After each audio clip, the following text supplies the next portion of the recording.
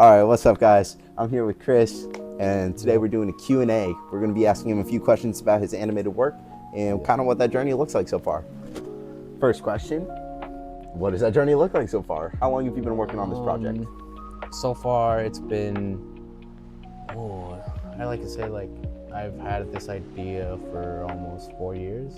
4 years, nice. Since beginning of junior year is when I started doing, posting art and saying that I want to do all these different things and animate stuff. But I haven't really gone yet around to actually animating my characters. It's mainly just been like making GIFs and learning how the process works, which is like you need so many frames just for like a few seconds of footage. Exactly, and that's one of the troubles for modern day animators. It's very difficult to draw it out. So that leads me kind of into my next question. For your animation style, do you plan on doing a frame by frame by drawing out each motion by hand, or are you going to use something like 3D modeling? I can't speak, man. I'm thinking of like 2D animation. Not really. 2D? Maybe some 3D, but I'm not quite there yet because I haven't taken the certain programs in order to understand like rendering and adding texture onto basically a three-dimensional clay within a image of computer stuff. Awesome. Now we have a few questions that we gathered from the comments of your YouTube videos and your Instagram reels.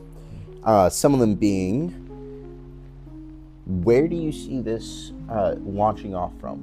From where you are today, creating sketches and practicing your GIFs, where do you see yourself in 4 or 5 years from now? 4 or 5 years? Oh, maybe like I'm thinking, hopefully having like 1 episode out by like that timeline that you just gave me. All right. Hopefully 1 to 2, maybe 5 episodes out already, but that's just wishful thinking on my part. Right. The animation process is a long and grueling one. Now, this kind of ties into the next question I have, which is, and I know you posted about it briefly, but for those who haven't seen it, what is the title of your video, or what is the title of your animation? Okay, so for those who have been following me for, almost 2 years, it's about 2 years of this Monday, President's Day. Congrats. Thank you. Happy anniversary. Yes. You guys know that my titles have switched 2 times by this point. So the first one was just Sosuke of the Wind, which I was inspired because I wanted to give him originally wind powers, story-wise, but obviously I wasn't feeling it. Then I went into titling it Product of Blue, which, because I wanted it to be more abstract, I was inspired by the way Bleach made its title, because it's just Bleach, but it has nothing to do with the story other than the characters switching colors of their outfits. Cool. Similar to how in, I assume, Dragon Ball, you have the different hairs for the form you're taking. Yeah. Super Saiyan, you got that golden. I believe that's golden. Ultra Instinct, you have Goku's silver white, hair, gray hair, and it's amazing. He gets this blue aura, so stuff like that, but majority for the clothes. That's awesome. Yeah, and so I was thinking of, just that abstract. But recently, it's also not really clicking. So far, I have 2 newer titles, which I feel like resonate with the story a bit more. The first one is the Lost Son, and the second one is the Forgotten Son. Oh, both are great names. So you kind of already answered this question, but just to recap, you plan on changing the name, and it might end up being one of those 2, or it might be something completely incredibly different. Awesome. But the story has been generally the same. It's just different title. Speaking of story, you have a lot of different story types and different type of tropes. You got Bleach and Naruto and One Piece that are more of these action-packed with Story elements. but also some filler. But mainly you have a hero. They're gathering their friends in conquest and going to battle the big bad of the series, whoever that big bad may be for the season. Then you have some other stories that lean more towards a very small minor threat every now and again. And I know it's not anime, but it's similar to the CW Flash. Every season you have a new enemy, which has its own tropes. Yeah. So do you plan to have it more of that you have one big bad and many enemies fighting up to it? Or do you have many bad guys that you're just going through and eliminating as the problem arises?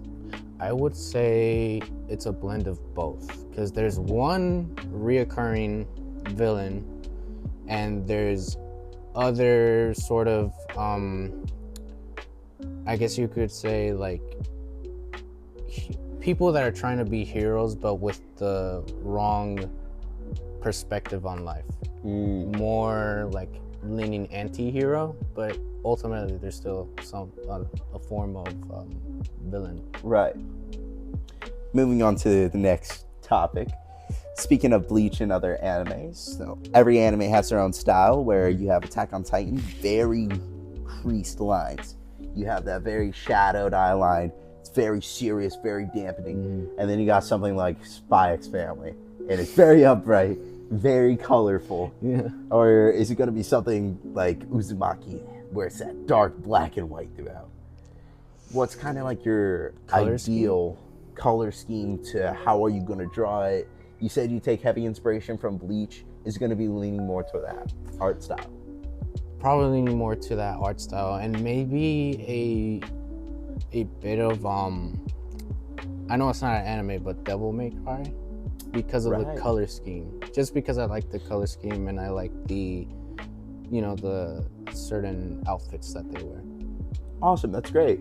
That leads me to the next question of outfits. So, as we previously talked about, and I don't know how much you want to share quite yet with the viewers at home or wherever they may be, and if you're not feeling comfortable to share, let me know. You were telling me a little bit about the storyline and kind of what that looks like. Did you want to share what type of look that is? I haven't seen Devil May Cry.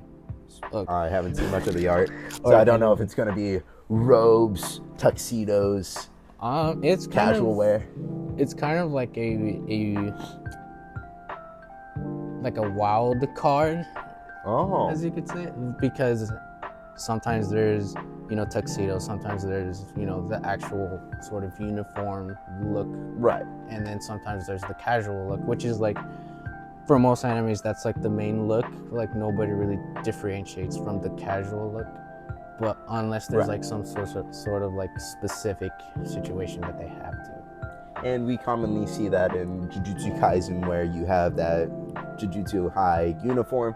Some variations, as Itadori has the red hood and Nobara has a skirt, whereas Gojo is more of a purple. So somewhat in that theme of you're going to have one common outfit uniform that has many variations. I would say more like a common color scheme, because there are characters that don't have a sort of flowy, open, airy sort of outfit. Right. They're more like armor, heavy on the armor side. So is it safe to say that we're going to see some medieval lore and action with a lot of swordplay? Or is that something you don't want to reveal quite yet? Seeing some of the previous drawings that you've released on your Instagram for Studio Pepperfish. Definitely heavy on the swordplay. Definitely heavy on the swordplay. Might have a little bit of modern weapons such as like guns, but more like handguns, not really the big bazooka looking thing. Yeah, nobody's coming in with an AK-47 anytime soon. No. All right. So, leading from the animated portion, let's kind of dive into the story. You haven't really released much. From what we saw, we and from what we've heard right now, we saw a lot of kind of this blue aura wrapping around your MC's fists in one of your drawings. By the way, go check out his Instagram. It is Studio Pepperfish, and he releases content not every week, but pretty frequently, I would say. And really amazing for seeing kind of the process that he's going through and the growth. Great still frames, and I gotta say, they look amazing.